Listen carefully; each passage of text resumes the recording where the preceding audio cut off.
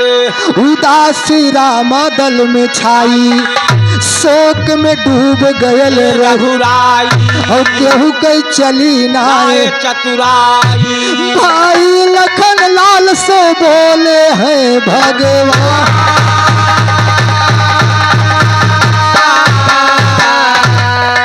और कहे राम जी लखन लाल से मुश्किल पड़े लखाई ना, कहे राम जी लखन लाल से मुश्किल पड़े लखाई ना। 14 साल के अवध बिरनवा गईली बात ना अवध बीत जाए तो भारत गई है प्राण ना। छोड़ दी अब सीता का पर छुड़ बना भारत भाई ना इतना सुन के लखन लाल के अब तो छूट ना। वही समय में हनुमत पहुँचे दधबल साथ लुआई ना।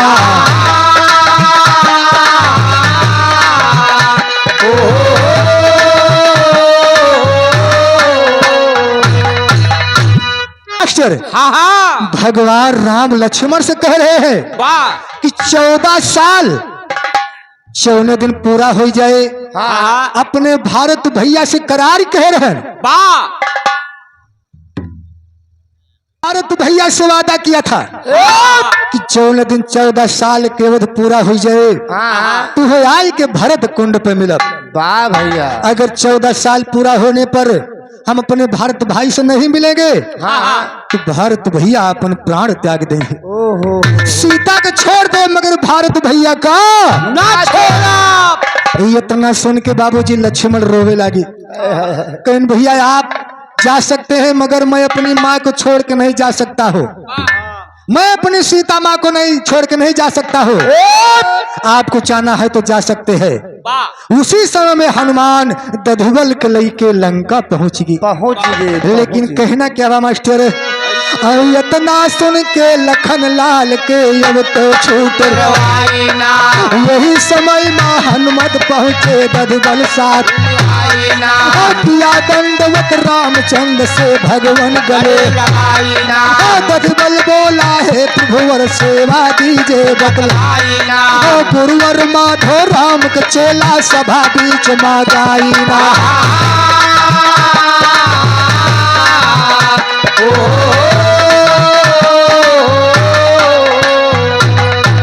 ए भैया यार देखा बाबूजी, जब दधिबल के लेके हनुमान जी लंका में पहुंच गए बाबूजी, तो भगवान रामचंद्र जी के चरणों में शीश को झुकाया और कहन प्रभु किस लिए बुलाया गया है, सेवा का अवसर प्रदान कीजिए। लेकिन भगवान राम दधिबल से क्या बोलते हैं, अरे भगवान बोले बेटा पहले जा बचनवा तब करी बयानवा।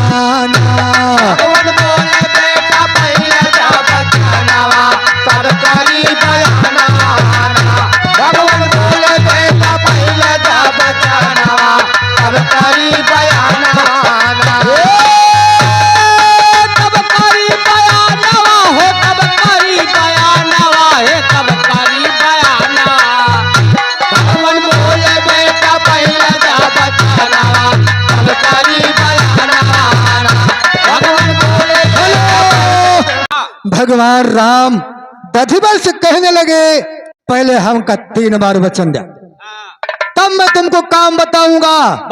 लेकिन देखा कहने क्या रहा है कैसे, अरे तिरुबा चाले दधिबल से तब बोले रघुबीर बधन करो तुम नारन तक का, अरे कसा धनुष नीर नैनों में भर के तब बोला बलवानवा तब करी बयानवा। नैनों में भर के तब बोला बलवानवा तब करी बयानवा। नैनों में भर के बोला बलवानवा तब करी बयानवा। पहले बाबूजी दधिबल से 3 बार त्रिवाचा धरवा लिया, तब भगवान राम दधिबल से बता रहे हैं कि तुमको यही काम करना होगा कि अपने मित्र यानी गुरु भाई का बंधन करना होगा। इतना सुन के दधिबल घबराएगा, कहीं तुम्हारे मित्र नारंतक का बंधन करो। हमारी तरफ से यही आदेश है। लेकिन इतना सुन के दधबल रोने लगा बाबूजी। भगवान राम से का बोलत बा? कैसे?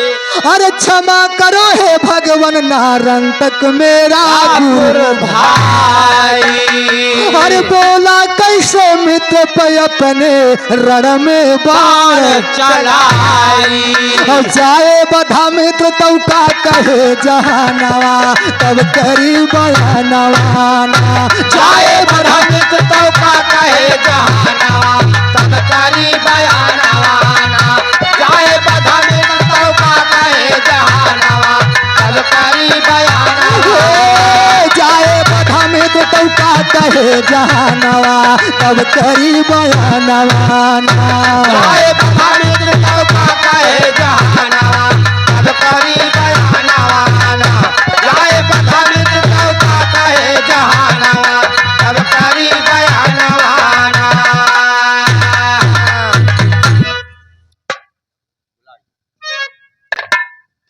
भैया कितना सुन के दधबल घबरा गया और कहन प्रभु हमका क्षमा कीजिए। नारन तक मेरा गुरु भाई है, मैं अपने गुरु भाई का वध नहीं कर सकता। वाह। अगर मैं अपने गुरु भाई का वध करूंगा तो सारा संसार मुझे क्या कहेगा, हंसेगा मुझ पर। लेकिन देखा बाबूजी इतना सुन के भगवान राम दधबल से का बोलते? कैसे?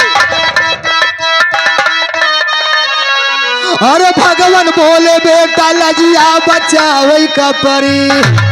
अरे भगवान बोले बेटा लजिया बचावे का परी।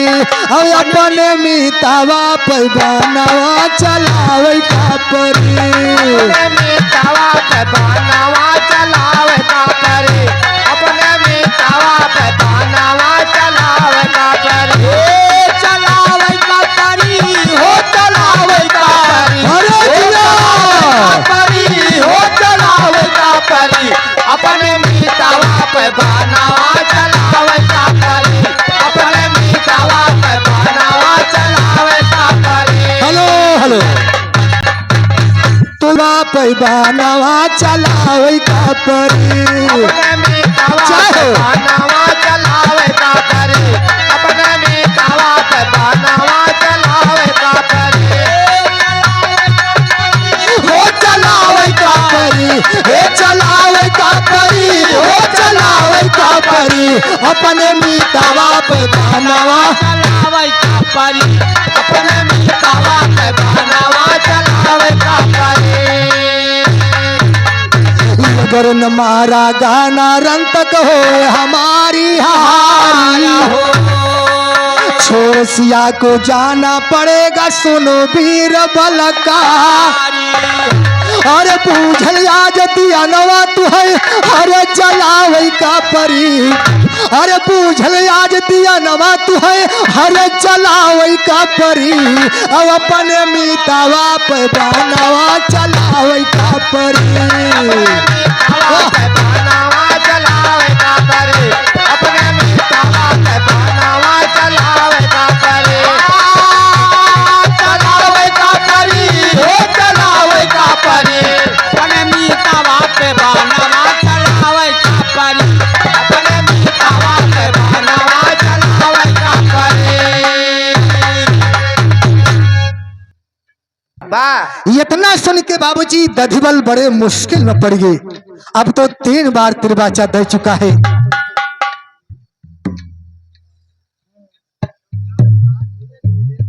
सम्मान है ए मास्टर, लेकिन देखा आगे कहने के बाद अब दधबल बड़े मुश्किल में पड़ गए बाबूजी।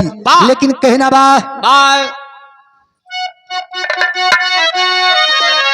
हर मुश्किल में दधबल पड़ गईलन हर से किए करार हो। और बधन करई अपने मितवा कई हो गईले तैयार हो। अरे बचपन के यारी अब अरे भुलावई का परी। अरे बचपन के यारी अब अरे भुलावई का परी। अब अपने मितवा पैबानवा चलावई का परी। अपने मितवा पैबानवा चलावे का परी। अपने मितवा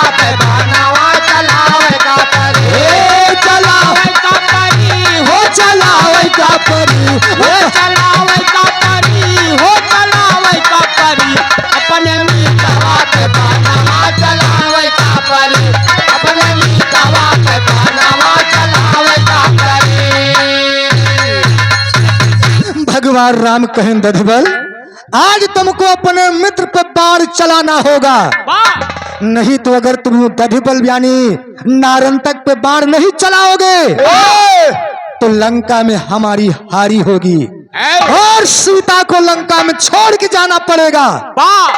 आज तुम्हें अपने मित्र पे बाण चलाना होगा। वाह भाई। अब बाबूजी दधिबल मजबूर हो गए, लेकिन तैयार हो गए कहना के बाद और सेनापति राम कई बन के दधिबल धनुष उठाए हो और सजे वीर नारंतक यारी बिंदुमती घबराए हो।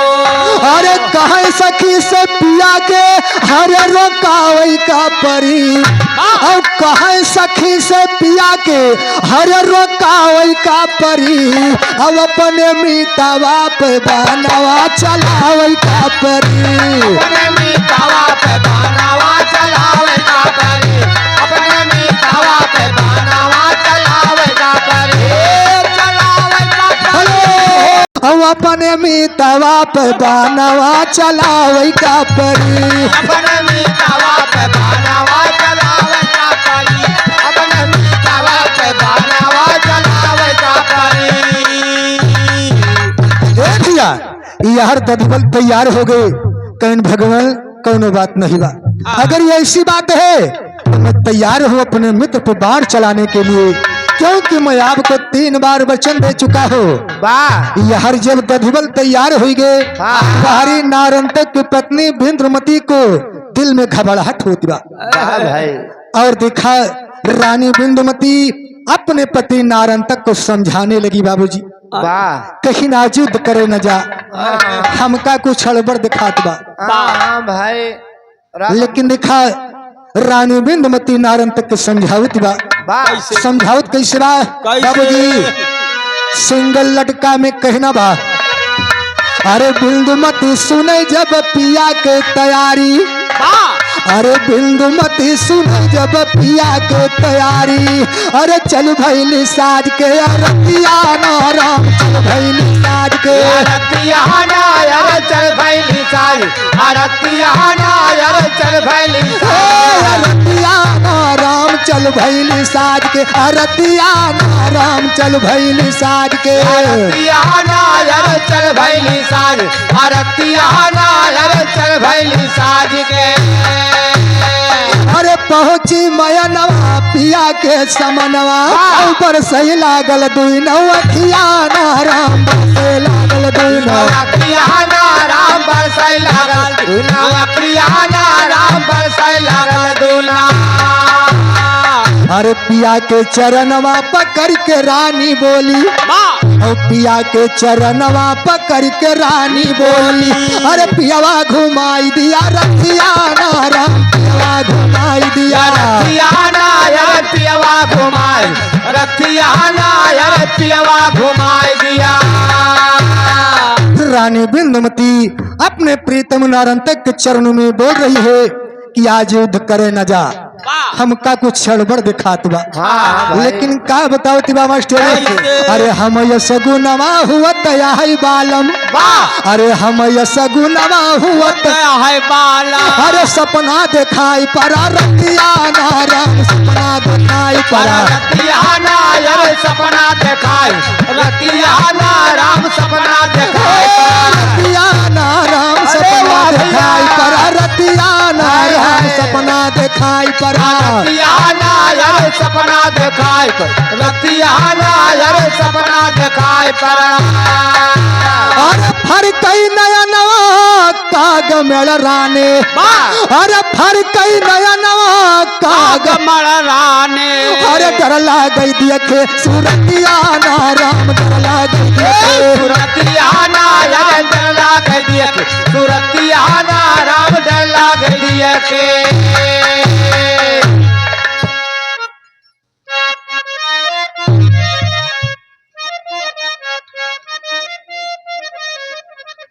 ए मास्टर, अरे फर कई नया नवा काग मेल राने, अरे डर लागई देखे सूरतिया नाराम डर लागई देखे सूरतिया नाराम डर लागई देखे सूरतिया नाराम डर लागई देखे।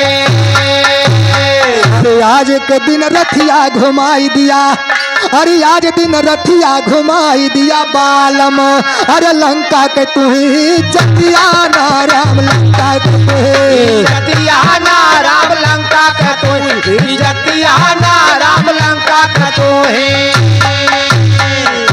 बाबूजी रानी बिंदुमती अपने प्रीतम नारंतक से बोल रही है कि आज के दिन युद्ध करे न जा, हमका कुछ अस्कुन दिखाई पड़त बा। हाँ हाँ दिखाई पड़ता।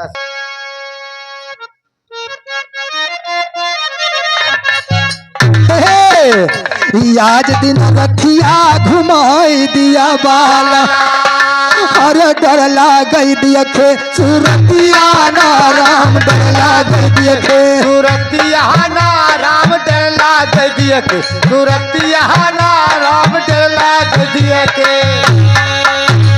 अरे हंस के नारंतक कहे प्राण प्यारी, ओ हंस के नारंतक कहे प्राण प्यारी। मार गईल बात हरो मतिया ना राम, मार गईल बात हरो मतिया ना राम मार गईल बात, मतिया ना यार मार गईल बात हरा।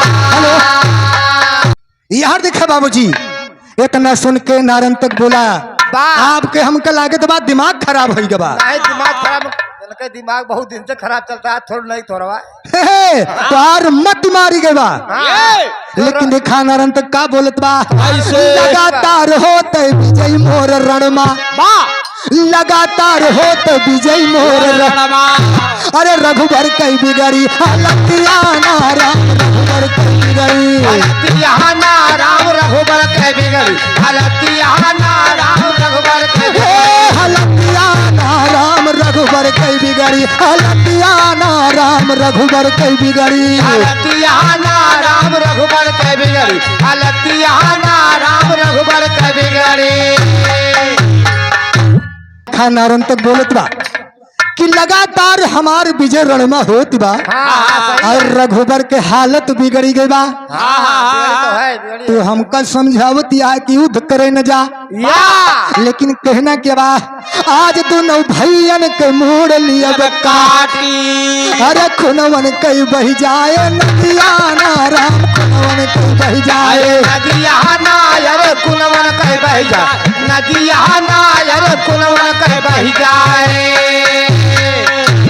अरे माना ना नारंतक रण को चला है, अरे रानी लगावे तिलकिया ना राम, रानी लगावे तिलकिया ना राम रानी लगाओ, तिलकिया ना राम रानी लगावा। हेलो कहना क्या बात, माना ना नारंतक रण को चला है, रानी लगावे तिलकिया ना पहुंचा नारंतक समरिया में जब भैया, अरे वारी से दधिबल के रथिया नारायण, वारी से दधिबल के रतिया नायर वारी से दल, रतिया नायर वारी से दधिबा। मास्टर जब नारंतक नहीं मानता है तो रानी बिंदुमती अपने प्रीतम नारंतक के तिलक लगावती है। कहीं अगर ना मनबा तो जा, हमारी तरफ से तुम्हारी तुमको विजय प्राप्त हो। जब नारंतक बाबूजी समरभूमि के मैदान में पहुंच रहा है तो देखता है कि वारी से दधिबल के रथिया तैयार होकर आ रही है। दधिबल के देख के नारंतक घबराई जात बा। हे बाबूजी, लेकिन एक तर्ज लाग के बा,